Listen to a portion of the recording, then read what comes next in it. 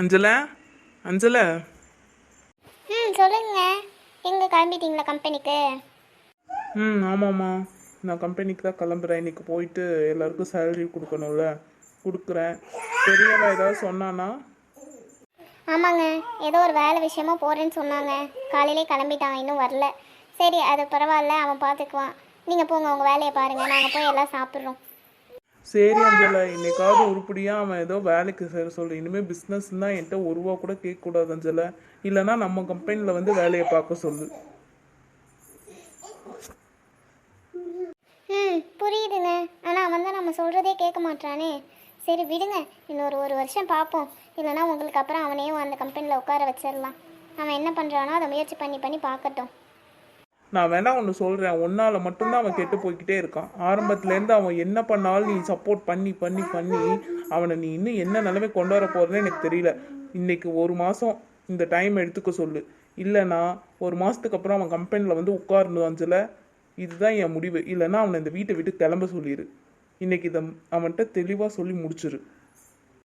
சரி அப்பா, கோவப்படாதீங்க. சரி, நீங்கள் கம்பெனி கிளம்புங்க. நான் அவன்கிட்ட சொல்லிக்கிறேன். அவன்கிட்ட கொஞ்சம் பொறுமையாக தான் பேசணும்.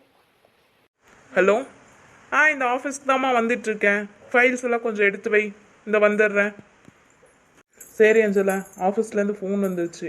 நீ அதை நினச்சி கவலைப்பட்டுட்ருக்காத. அப்புறம் என்ன தான் பண்ணுறது, அவனை ஒன்றும் சொல்கிறதுக்கு இல்லை நமக்கு. சரி விடு விடு, அதெல்லாம் அப்புறம் பேசிக்கலாம். நீ போய் மருமகளும் நீயும் சாப்பிடு போ. நான் ஆஃபீஸ் கிளம்புறேன். சரிங்க. சரி, நீங்கள் பார்த்து போயிட்டு வாங்க. எப்பா, இந்த மனுஷருக்கு என்ன கோவம் வருது. இவனும் ஒன்றும் சொல் பேச்சு கேட்க மாட்டான். சீக்கிரமாக இவனை எதாவது பண்ண சொல்லணும். இல்லைன்னா வீட்டை விட்டு பற்றி விட்டாலும் பற்றி விட்டுருவாரு. ஏம்மா, சுமதி, பிரியா, வாங்கம்மா உட்காந்து சாப்பிட்லாம்.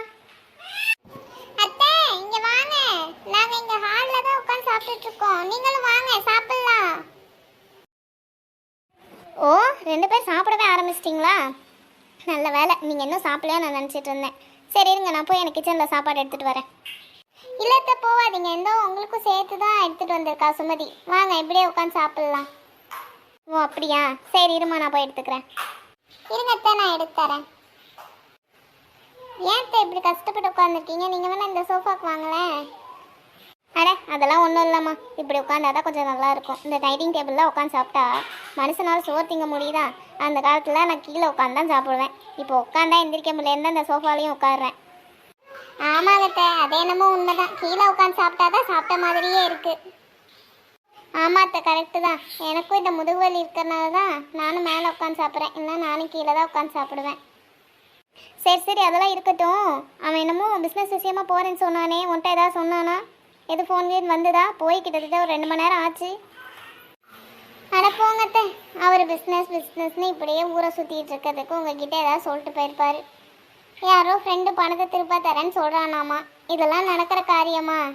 கல்யாணம் ஆகி 5 வருஷத்தில் ஒன்று கூட சரியாக நடக்கவே இல்லைத்த.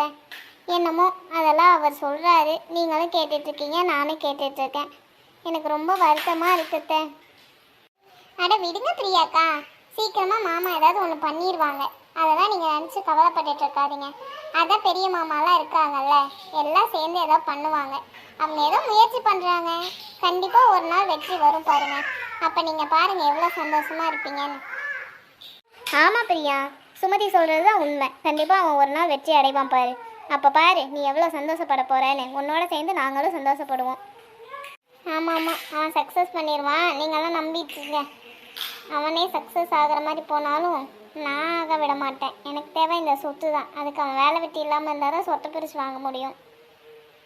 சரிங்க அத்தை, என்னவோ நீங்களாம் சொல்கிறீங்க.